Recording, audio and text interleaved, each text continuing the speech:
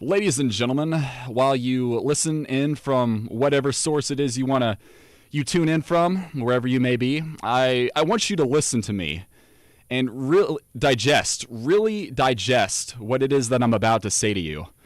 I know we're a college radio station, but I feel that it's necessary to explain this and really get this off my chest.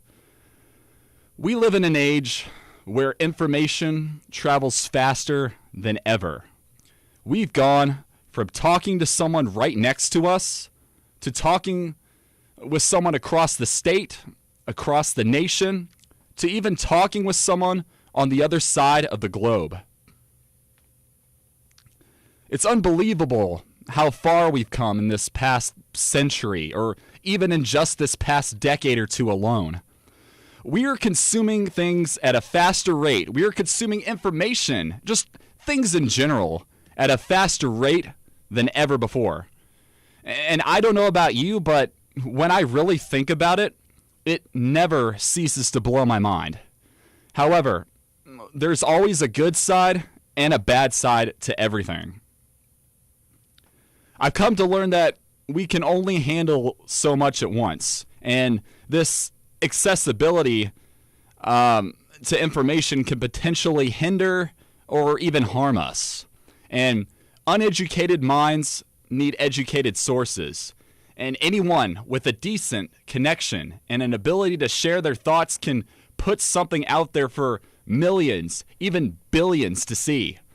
These millions and billions can use this something, these thoughts, this information to incorporate into their everyday lives, depending on said information, of course.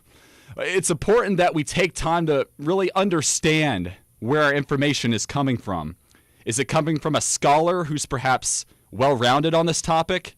Or is it coming from some young individual who hasn't even hit their growth spurt yet? Now, I'd like to think that I'm getting my information from credible sources, but based on what I see on TV, on the news, on YouTube, Twitter, Facebook, Google, and the behavior from these sources, perhaps I should rethink where I look. Times change, and with it, the people. And today, we just so happen to be part of a massive, collective, interconnected whole who's doing the best it can to survive. People are social creatures, and we need people to survive. I get that. But this social media that I've been a part of for so long has finally reared its ugly, two-faced head upon me, and now I think I've truly seen the dark side of the moon. Every day, people use social media to stay connected. I get that too. Who wouldn't want to connect with friends, family, or whoever else that they hadn't seen in years or even decades? And people use these platforms to express themselves, to feel needed, valued, and loved, just as we social creatures have always longed for in life. However, it seems as though this online expression via social media has brought with it a sense of vanity, a sense of greed and pride and inflation of one's ego to potentially narcissistic levels, so much that we might as well all be celebrities for that matter. People use social media as a pedestal to prop themselves up for everyone to see as they spew their words and thoughts and opinions onto everyone, whether it's in text or pictures or videos. And then people feel as though they could just hide behind a computer, a phone, a keyboard, a screen, and feel protected as they brashly insult people and toxify their environments. Then if they're hurt, they can just retreat back into their little inner world and continue to construct the life they want to see, which isn't entirely bad, but it also keeps us from seeing other angles and approaches in life in the outside world. I've seen just how toxic this social media can be, and it leads me to think that maybe, just maybe, we'd be better off if social media never existed. People even go for days, months, years, and live off this social media and hardly even see a single human body in sight.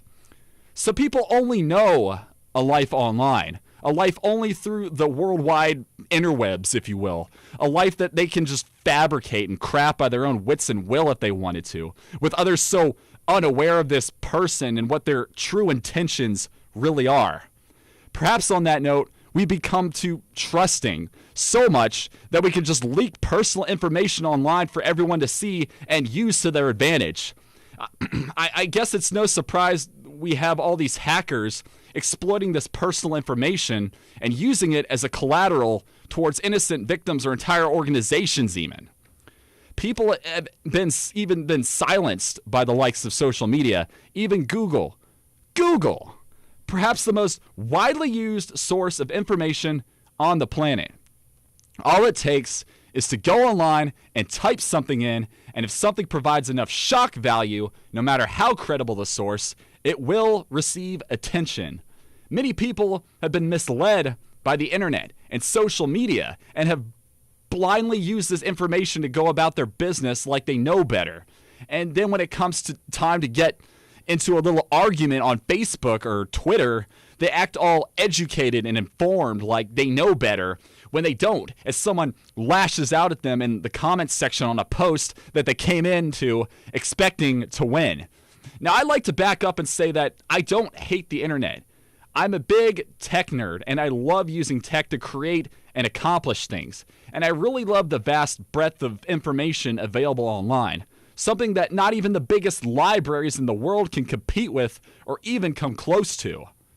I'm just saying that people should unplug every so often, if not entirely, and really absorb the world around them and get out and talk with people face to face. Live life outdoors or in the real world, which isn't always a nasty place. It can be beautiful if we let it be. One day, after several years of consideration, I decided to deactivate my Facebook, my Twitter, and my Instagram and Snapchat accounts, and remove the apps from my phone, leaving only YouTube for posting videos, SoundCloud for posting music, and LinkedIn for career networking and connections. For 2 months, this is starting from around the beginning of June to around the beginning of August, I felt a feeling that I hadn't felt in a long time. I felt relaxed, focused, more productive, getting better sleep. Literally every area of my life has improved after deactivating. It did improve. I was happier, healthier, and just overall better because I deactivated.